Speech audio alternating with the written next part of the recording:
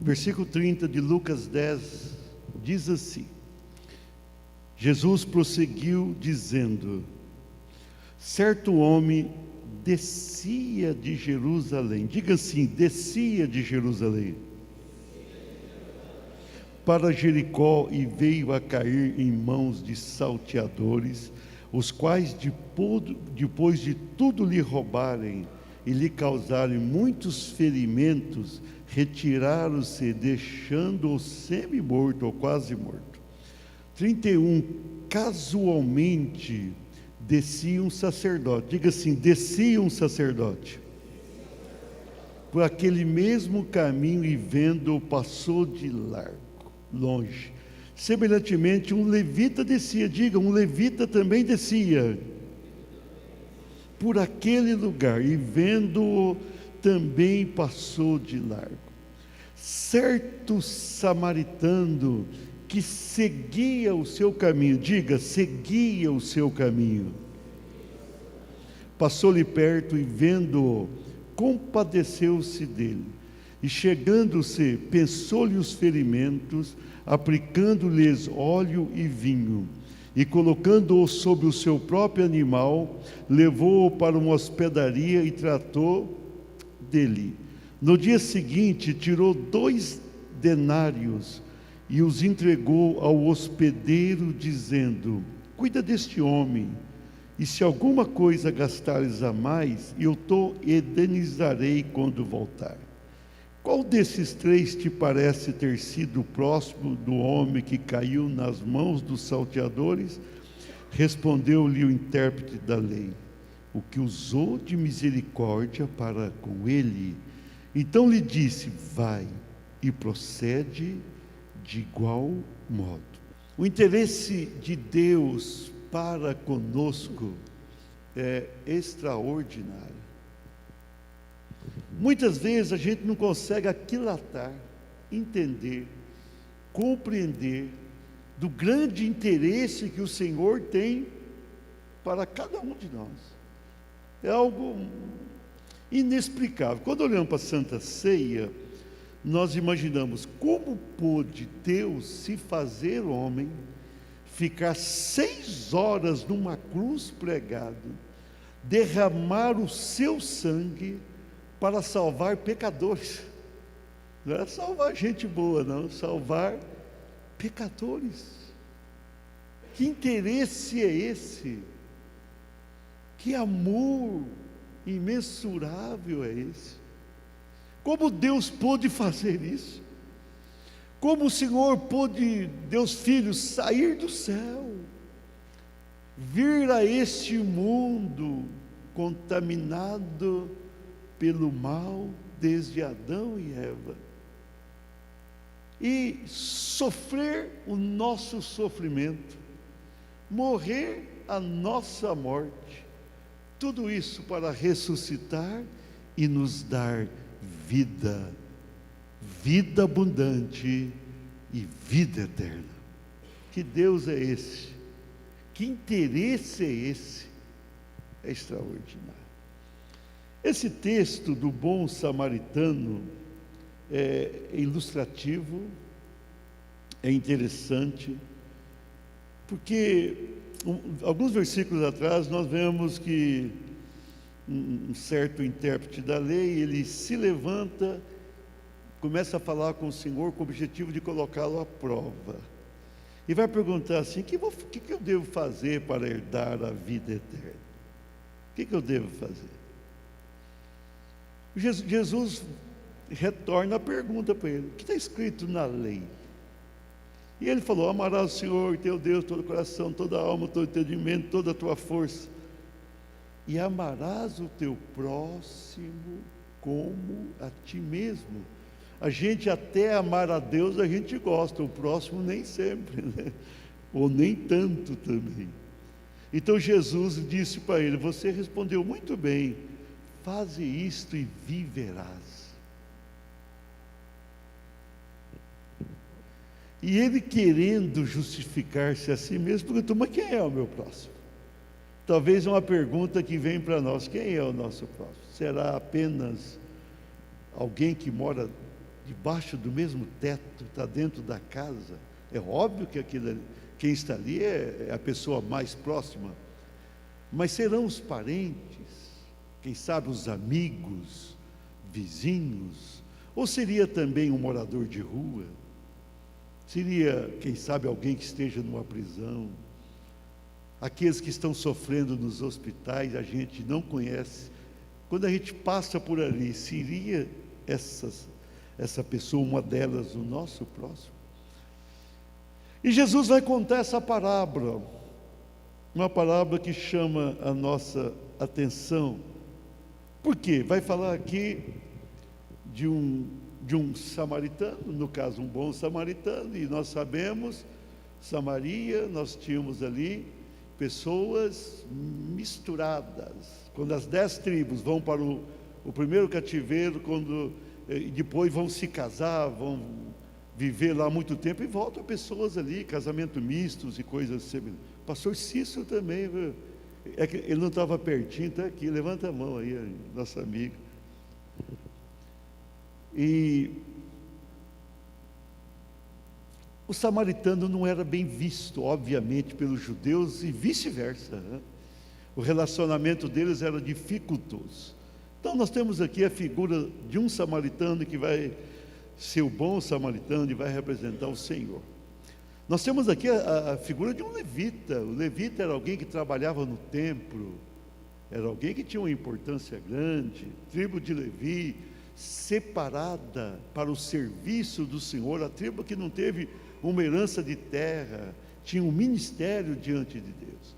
Fala de um sacerdote ali, a descendência de Arão, que era da tribo de Levi, e o sacerdote era a autoridade maior, espiritualmente falando, junto ao povo. E fala de um homem que sofreu na mão de ladrões, caiu machucado, estava no contexto. Aqui nós temos essas 4 pessoas envolvidas, 4 pessoas.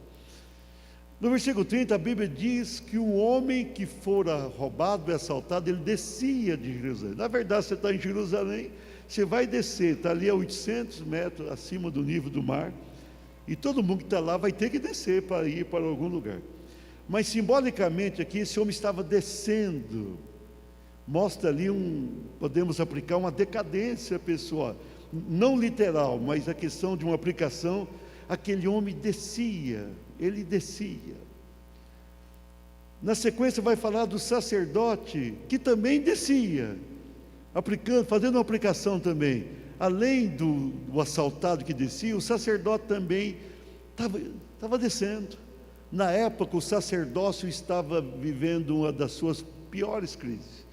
Estava numa decadência grande, tanto é que eles vão rejeitar o Senhor Jesus.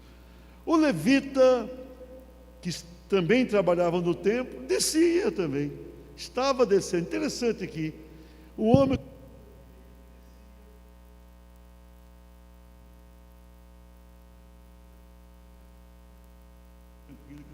Alô? Deu certo. O homem que for assaltado estava descendo, o sacerdote estava descendo, o levita estava descendo, o samaritano não estava descendo. Era o único aqui dos 4 que não descia. Pega aí a aplicação para você que vai te abençoar. Então, certo samaritano que seguia o seu caminho. Aquele samaritano estava seguindo o caminho, não estava descendo, e ele representa o Senhor Jesus, obviamente. O bom samaritano é a figura de Jesus. Mas o samaritano não era rejeitado, discriminado pelos judeus? Sim, Jesus também o fora. Ele até nisso tem uma figura. E fora discriminado e muito, rejeitado total, crucificado também. Agora aquele homem assaltado, ele vai cair, vai ser ferido, ele vai ficar numa situação difícil. O sacerdote, obviamente, pensando, não vou me contaminar. Se ele toca ali, era uma contaminação. Tinha isso também. O levita também, mas eles não demonstraram interesse algum, nem se aproximar, porque não podia tocar no morto, podia pensar, estava morto. mas eles deveriam ver se estava morto ou não. A Bíblia fala semi-morto, quase morto, talvez desmaiado, algo semelhante. E eles deveriam parar pelo menos para ver a situação e tentar oferecer uma ajuda ou buscar uma ajuda. Eles tinham uma atividade religiosa, tanto um contra o outro, significativa. O samaritano, voltando agora só na questão do samaritano, ele seguia a sua viagem,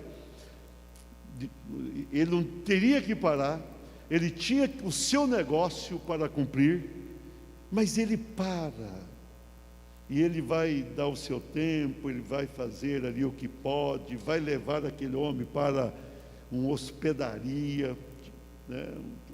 Tipo, buscando um tratamento adequado. Depois ele continua a sua viagem e promete, quando voltasse, pagar o que aquele homem gastasse mais. Muito importante. Aí Jesus perguntou: qual te parece? Perguntou para aquele religioso: qual que te parece, o escriba, ser o próximo? Ele falou: que usou de misericórdia. Quando ele estava falando aqui, era muito difícil para o escriba falar isso. Ele estava dizendo que o samaritano fora melhor do que um sacerdote e um levita. Olha, o escriba vai responder, mas era inquestionável, era isso que ele teria que responder.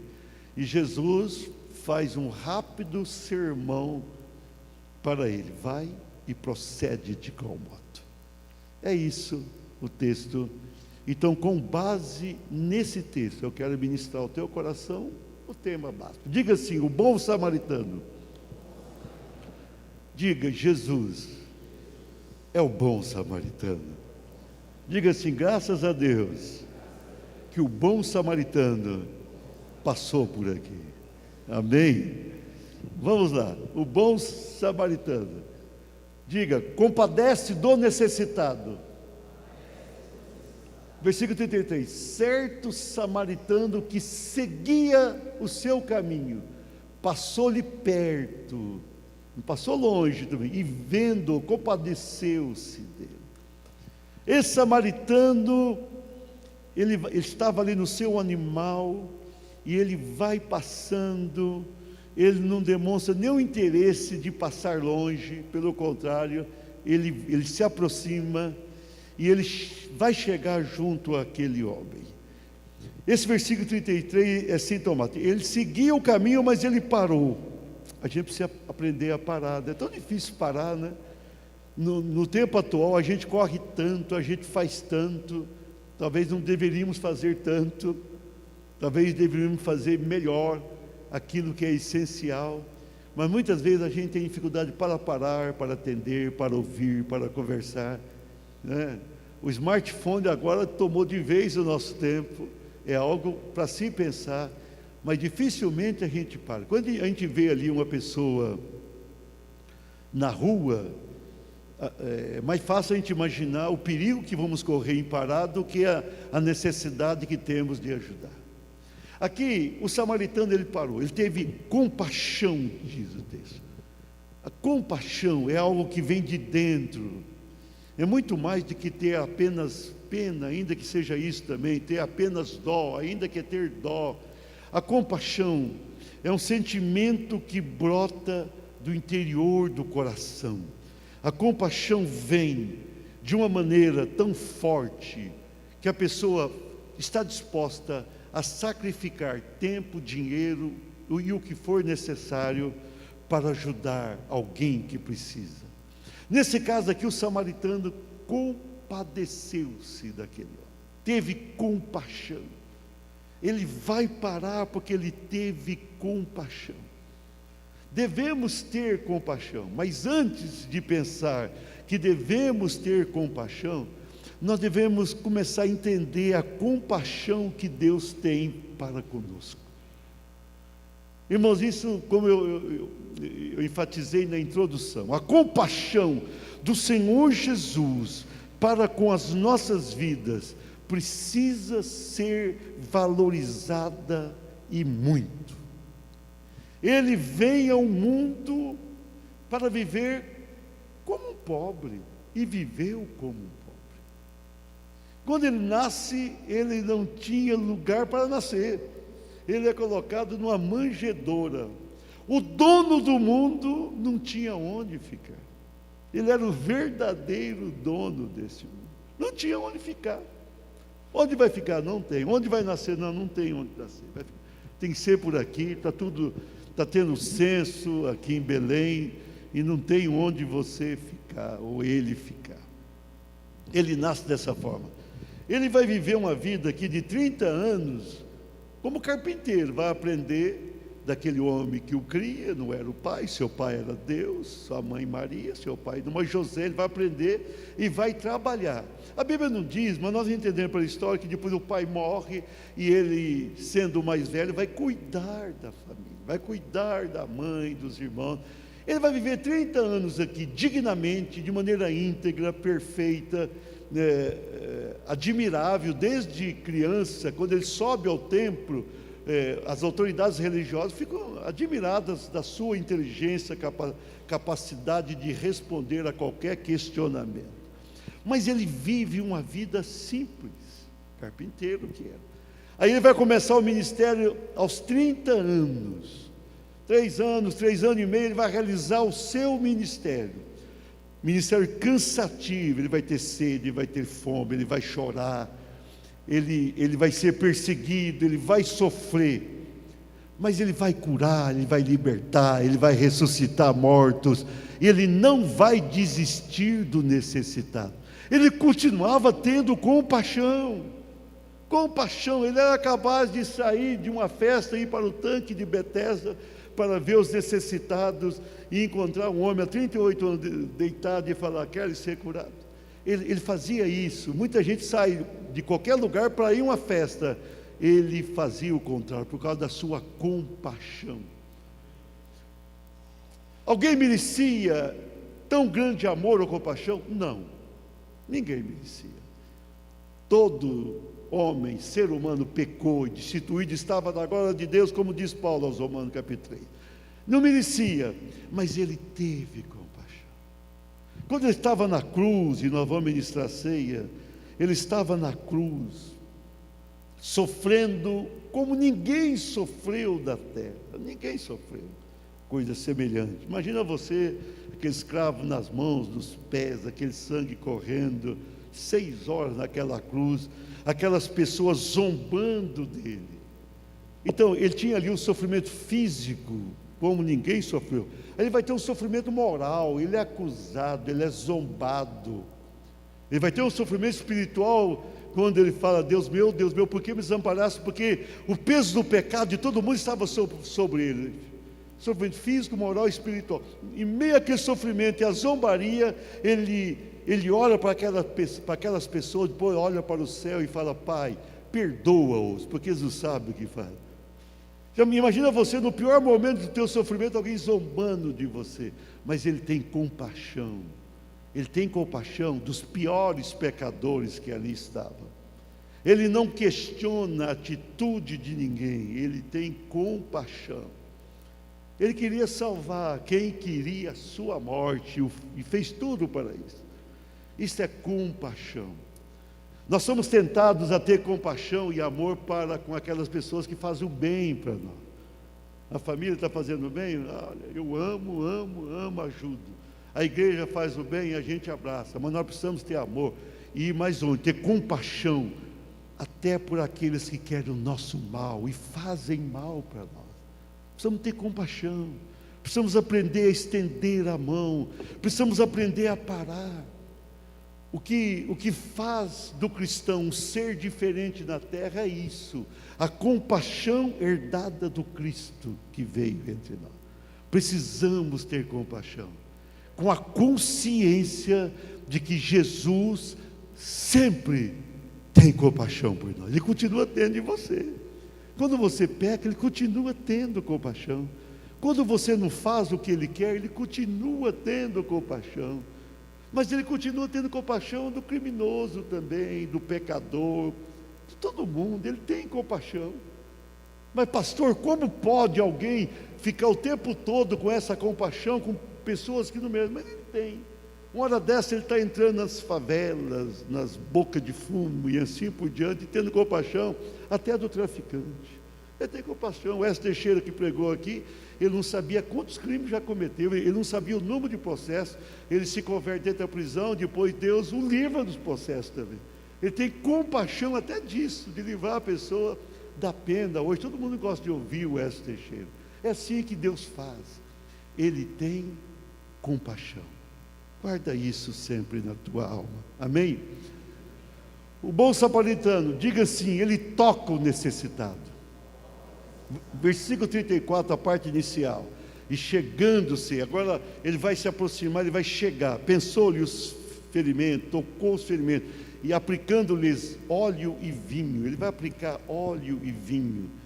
Isso era comum também, quando alguém estava doente, especialmente ali o vinho, para uma purificação do machucado, e aquele óleo era um tanto anestésico, o azeite, então eles aplicavam ali o vinho para limpar, para purificar aquelas machucaduras, e aplicava o azeite, ungia com azeite, para aliviar a dor, aliviar o sofrimento. Então aquele samaritano, e aquilo custava caro, o vinho custava um pouco caro, o azeite muito caro. Quem tinha o azeite à época guardava, cuidava. Quem tinha o azeite não ia gastar com o primeiro homem caído. Ele nem sabia se aquele homem estava ali, tinha sido assaltado. Ele vai saber depois que sim, poderia ser um malandro que estava numa briga, mas ele não quer saber o histórico de vida daquele homem. Ele vai derramar o vinho que tinha consigo e o caríssimo azeite que ele carregava.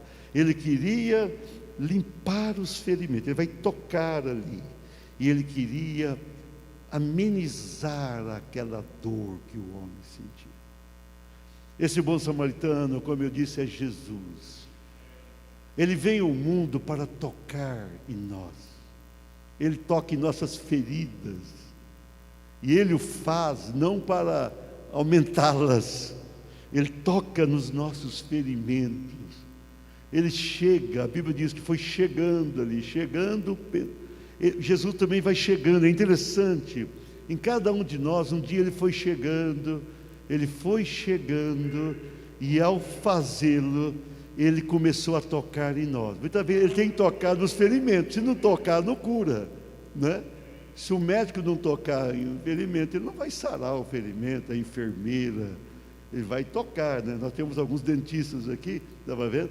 E quando o dente está doendo, tem que tocar, e a gente tem até um certo trauma, né?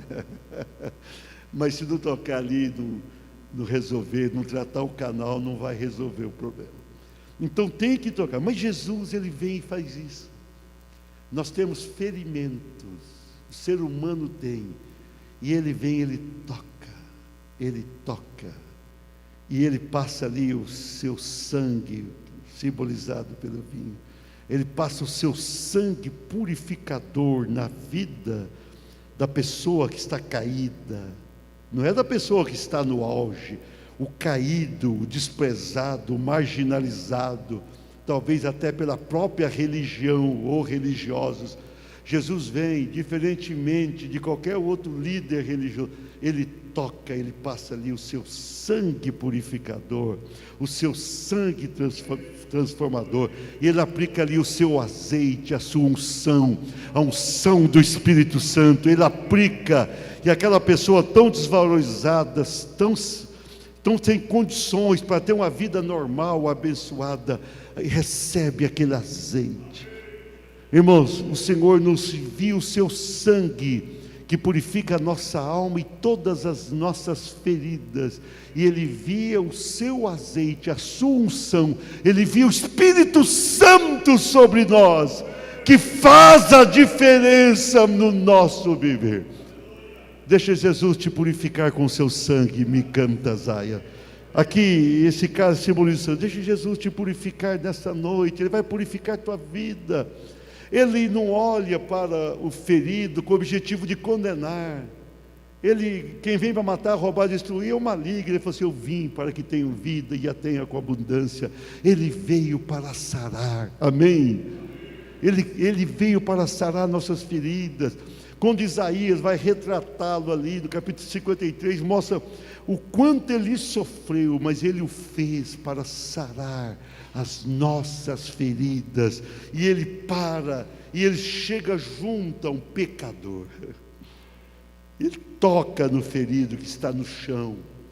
Para ele, a pessoa no chão não é qualquer um, tem nome, tem endereço e tem condições de ser alcançada e abençoada, e ele o faz, ele toca, ele passa o seu sangue, ele passa a sua unção abençoadora, e ele deixa depois o Espírito Santo daquela vida.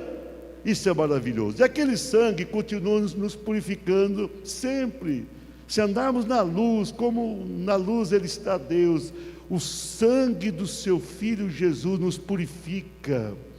É um presente contínuo, nos purifica e vai purificando, purificou no passado, purifica agora e continuará a purificar. O sangue de Jesus em nossas vidas nos garante a entrada nos céus, porque é purificador, e a sua unção em nós nos faz pessoas diferenciadas, abençoadas e preparadas para serem usadas em suas mãos. Isto é maravilhoso, não é?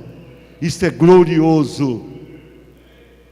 Toque também pessoas feridas. Você conhece gente que está ferida, está caída, por aí? Toque. Chega naquela pessoa e fala: eu quero tocar em você. Naquela época que Jesus estava aqui, tocar no leproso significava ter o risco total de pegar aquela lepra. Ele tocou. Ele tocava. Ele foi o único que fazia, ele tocava. E ele não pegava a doença, ele curava o doente. Se você tocar numa pessoa que está aí desprezada, marginalizada, acabada, liquidada na vida, pode saber que essa pessoa será transformada. O toque de Cristo mudava, nós somos embaixadores dele na terra. Se tocarmos nessas vidas, nós vamos abençoá-las. Estenda as mãos e toque numa pessoa necessitada. Amém? Vamos em frente. O bom samaritano, diga assim: carrega o necessitado. Final do versículo 34, e colocando-o sobre o seu próprio animal, desceu do animal, foi lá, atendeu, e agora ele vai colocar em cima do animal a pessoa, levou para uma hospedaria e tratou dele. Interessante isso aqui. Ele tinha ali o seu animal. Na época era o carro, né? Era o corcel da época, né? O animal. Ele vai parar, descer, e agora aquele homem, ele conseguiu dar o primeiro socorro, mas ele sabia que aquilo não era suficiente para aquele homem ser sarado. Ele não poderia deixá-lo ali, que ele não teria condições de ter a solução para a sua vida, para os seus ferimentos. Ele vai pegar o homem, vai colocar sobre o seu animal. Ele vai conduzir aquele homem até uma hospedaria. A distância, Jesus não precisa que a distância, não vai falar sobre isso. Mas não era importante a distância. Também não era importante ele andar, caminhar. O importante é ele carregar. Ele queria levar aquele homem. Ele queria conduzir aquele homem. Ele queria dar o tratamento adequado, completo àquele homem. E levá-lo à hospedaria e chegar ali e falar assim: olha, vamos terminar o que foi iniciado. Carrega aquele homem. Queridos, Jesus veio ao mundo para nos carregar. Impressionante isso, né? Ele nos tombou nos seus ombros. Eu fico pensando, cada um de nós aqui que se converteu, alguns, os pais já eram evangélicos, nascem na igreja, obviamente vai ter a sua experiência, e de repente não é tão dramática assim, acaba tendo experiências em razão da continuidade da sua presença na igreja. Mas aqueles que vêm do mundo, que tem o toque, tem a atenção do Senhor, depois um toque do Senhor, essas pessoas são quase que literalmente carregadas para a igreja. A pessoa não projeta ir para a igreja. Se eu perguntasse para você, quem aqui estava lá no mundo e pensando: eu estou aqui feliz da vida, da boate, fazendo isso, aquilo, mas daqui a algum tempo eu vou para a igreja e vou ser um cristão. Não, ninguém pensa nisso, muito pelo contrário, né? Tudo que a pessoa não pensa é ir para um templo, ir para a casa do Senhor. Pensa nada disso. Mas Jesus chega e toca dessa pessoa, e começa a sarar essa pessoa.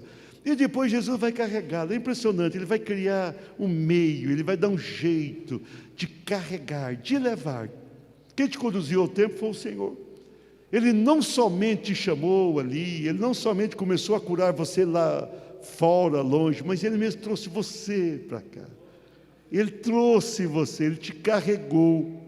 E a gente dá um trabalho, né? É um peso grave, né? O pecador tem um peso tão grande na sua vida, e Jesus conduz aquela vida, ele carrega aquela vida, e faz aquela vida ir para a sua hospedaria espiritual. É algo sintomático isso, ele faz isso. Ele te carregou um dia, mas não somente carregou, ele continua a fazê-lo. Muitas vezes a gente está esfriando um pouquinho, ele vai lá e pega de novo e fala: vamos para lá, vem comigo, vem comigo.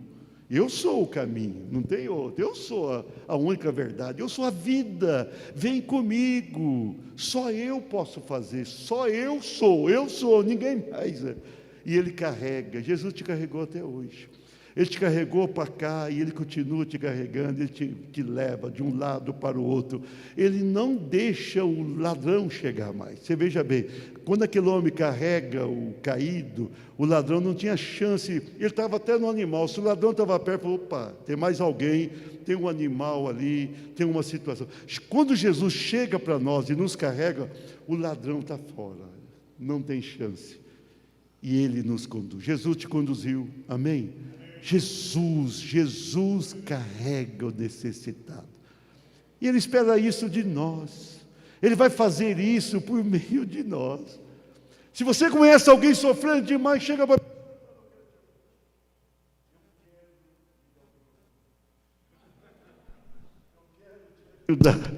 Já deu certo. Sou eu que desligo o microfone, eu tenho facilidade para isso. Eu quero te carregar. Então, quem você conhece que está sofrendo?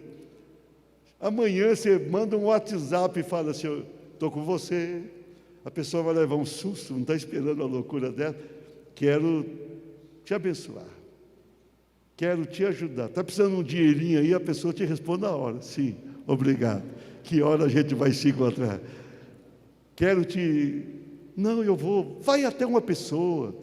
Manda o WhatsApp de manhã, à tarde se prepara, vai à noite na casa da pessoa, já leva alguma coisa. Estou falando sério. A gente desaprendeu isso. Eu sou daquele tempo que quando a gente ia para a casa de alguém, levava alguma coisa. Nos últimos anos, a pessoa vai para a casa do outro pensando em aproveitar alguma coisa.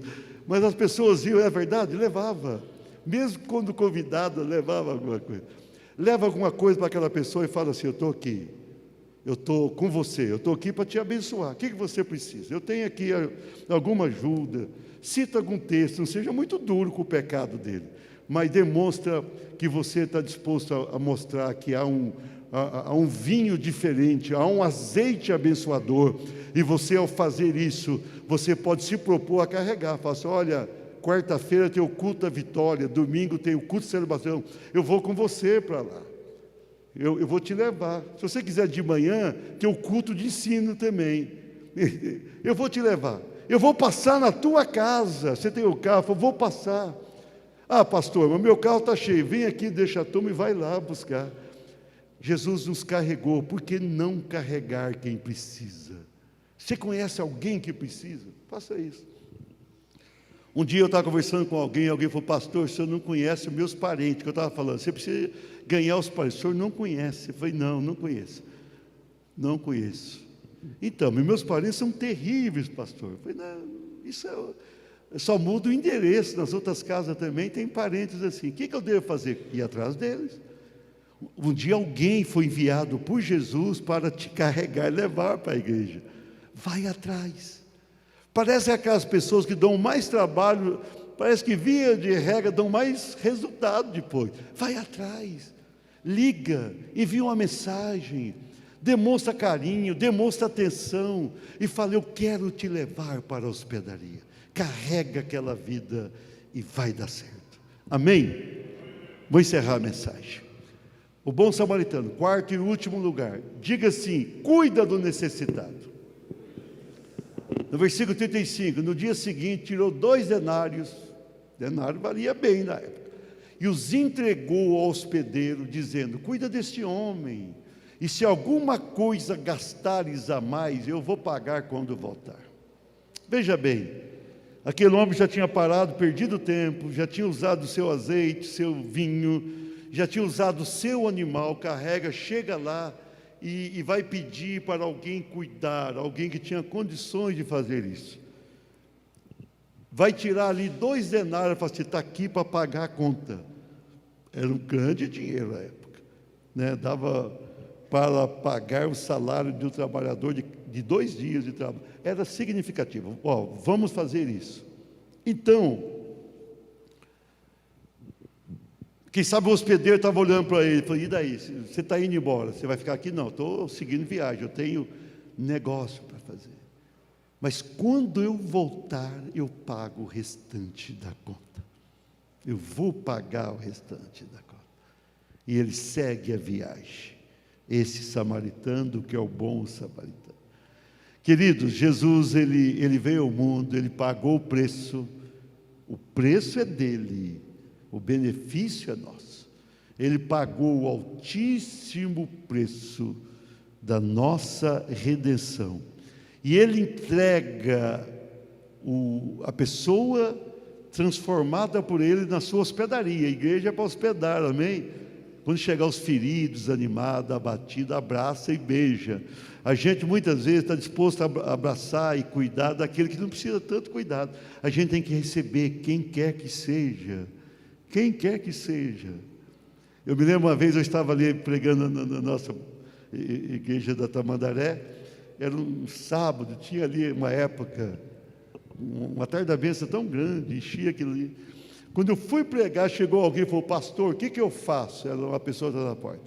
Entrou uma mulher ali, e ela está num estado assim meio deplorável, a sua roupa não está legal, e ela foi e sentou no último banco. O senhor quer que eu atire de lá e mande ele embora? Eu falei: você está louco? Essa mulher, ela veio para um lugar que ela teria que vir. Eu estou aqui pronto para curá-la. Eu estou aqui para servir de ajuda. Como é que eu vou tirá-la do templo? Mas e a roupa dela? Que ninguém olha, é problema de cada um. Nós estamos aqui para abençoá-la. E depois fui lá e orei com aquela mulher. Gente, a gente muitas vezes, se não cuidar, a gente começa a ser seletivo, mas essa seleção não é positiva. Ela é mais discriminatória do que qualquer outra coisa. A gente tem que abraçar. Quando você vê alguém da igreja que não está bem espiritualmente, vai lá e fala: estou com você. Alguém que está caindo, segura, não deixa cair. Se caiu, levanta. A gente precisa fazer isso. Não se preocupe somente com quem está bem, ou entre aspas bem. Preocupe-se com qualquer um. Não queira se livrar de ninguém. Deixa vir para cá quem quiser vir. E quem está aqui...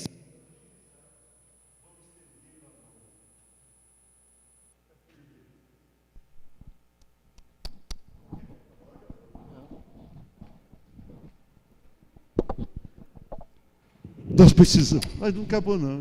É o pregador que é o problema. Aqui é só mudar o pregador que dá certo. Não precisa mudar o microfone. Então nós precisamos ter isso em mente. O que o samaritano faz aqui? Estou encerrando, tenha fé que eu estou encerrando. O samaritano vai embora e deixa dinheiro para cuidar e promete voltar. Jesus, ele passa por esse mundo, ele vai sarar, ele vai pegar os pescadores e transformá-los em apóstolos, vai pegar ali coletor de imposto, que ninguém gostava, e vai transformar em apóstolo. Ele vai fazer coisas tremendas ali. Ele vai salvando outros, ele vai curando, ele cura cada um. Quando Pedro tem uma recaída, que recaída ele teve, ele vai ali, sara Pedro junto à praia.